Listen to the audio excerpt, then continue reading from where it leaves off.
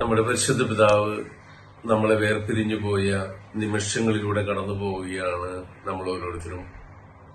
അദ്ദേഹത്തെ വത്തിക്കാനിൽ വെച്ച് കാണാനുണ്ടായ ഒരു അനുഭവം ഞാൻ നിങ്ങളുമായിട്ട് ഷെയർ ചെയ്യാൻ ആഗ്രഹിക്കുകയാണ്. The face of the faceless എന്ന സിനിമയുമായി ബന്ധപ്പെട്ട് ഡയറക്ടർ എന്ന നിലയിൽ ഞാനും പ്രൊഡ്യൂസറായ സാൻഡ്രോ ഡിസൂസ റാണയും പിന്നെ അതിന്റെ എക്സിക്യൂട്ടീവ് പ്രൊഡ്യൂസറായ രഞ്ജൻ അബ്രഹാം, ഞങ്ങൾ മൂന്നുപേരും പിതാവിനെ കാണുകയും പരിശുദ്ധ പിതാവിനോട് ഈ സിനിമയെ പറ്റി സംസാരിക്കുകയും ചെയ്തു.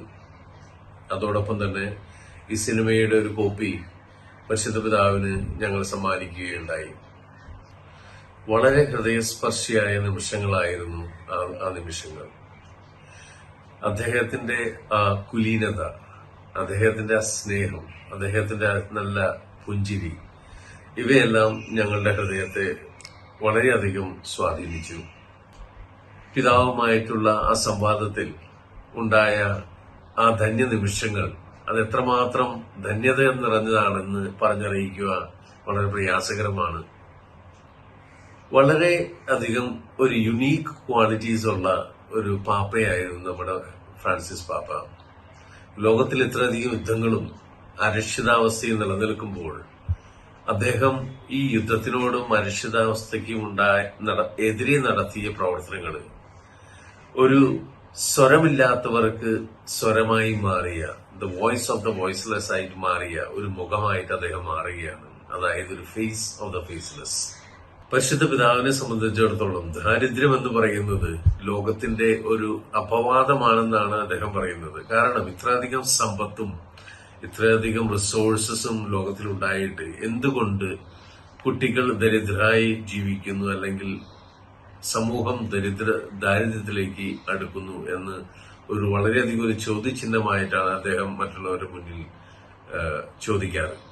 സഭ ഒറ്റക്കെട്ടായി നിന്നുകൊണ്ട് ഇന്ന് ലോകത്തിന് അനുഭവപ്പെടുന്ന ദാരിദ്ര്യത്തെ നിർമ്മാർജ്ജനം ചെയ്യണമെന്ന് പരിശുദ്ധ പിതാവ് പല സമയങ്ങളിലും പറയുകയുണ്ടായി.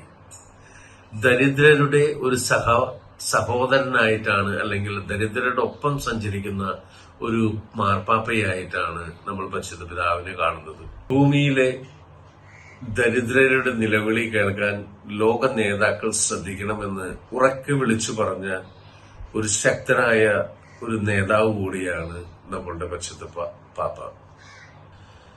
പ്രകൃതിയെ മാതാവായി കണ്ട ഒരു പിതാവ് കൂടിയാണ് ഫ്രാൻസിസ് പാപ്പ.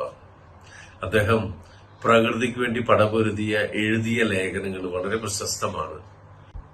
നേതാക്കളോട് അദ്ദേഹം പറയുകയുണ്ടായി, മനുഷ്യനും പ്രകൃതിയും പണത്തിന്റെ സേവനത്തിന് വേണ്ടി പ്രവർത്തിക്കരുതെന്ന്. അദ്ദേഹം അത് തന്റെ പ്രവൃത്തിയിലും വളരെയധികം കാണിച്ചു തന്ന ഒരു വ്യക്തി കൂടിയാണ്. സഭയിൽ വളരെയധികം കോൺട്രവേഴ്സ്യലായ തീരുമാനങ്ങൾ എടുത്ത ഒരു പിതാവ് കൂടിയാണ് നമ്മുടെ പരിശുദ്ധ പിതാവ്. സഭയിൽ അച്ഛന്മാര് പുരുഷന്മാര് തന്നെയാകണമെന്ന് പറഞ്ഞെങ്കിൽ കൂടി സ്ത്രീകൾക്ക് അവർക്ക് മാന്യമായ ഒരു സ്ഥാനം സഭയിൽ കൊടുക്കണമെന്ന് അദ്ദേഹം പറഞ്ഞു. അതുകൊണ്ടായിരിക്കാം നമ്മുടെ തിരുസഭയുടെ റോമിലെ ഒരു അഡ്മിനിസ്ട്രേറ്ററായി ഒരു സ്ത്രീയെ അദ്ദേഹം അപ്പോയിന്റ് ചെയ്തു. ചുരുക്കി പറഞ്ഞാൽ സഭയെ തന്നെ ആകെ അടിമുടി കുലുക്കിയ ഒരു പിതാവായിരിക്കാം വിശുദ്ധ ഫ്രാൻസിസ് പാപ്പ. ഈ പാപ്പയെ കുറിച്ച് പറയുകയാണെങ്കിൽ നമുക്കറിയാവുന്നതുപോലെ ലോകത്തിലെ ആദ്യത്തെ യൂറോപ്യനല്ലാത്ത ഒരു പിതാവാണിത്. അതുപോലെ തന്നെ ആദ്യത്തെ ജസ്യൂട്ട് ഈശോ സഭാംഗമായ ഒരു പിതാവ് കൂടിയാണ് ഈ പരിശുദ്ധ പാപ്പ. അദ്ദേഹത്തിന്റെ പ്രവർത്തനങ്ങൾ തുടക്കത്തിൽ തന്നെ സഭയ്ക്കകത്തും സഭയ്ക്ക് പുറത്തും ഒരു ചലനം ഉണ്ടാക്കിയതായിട്ട് നമുക്കെല്ലാവർക്കും അറിയാവുന്നതാണ്.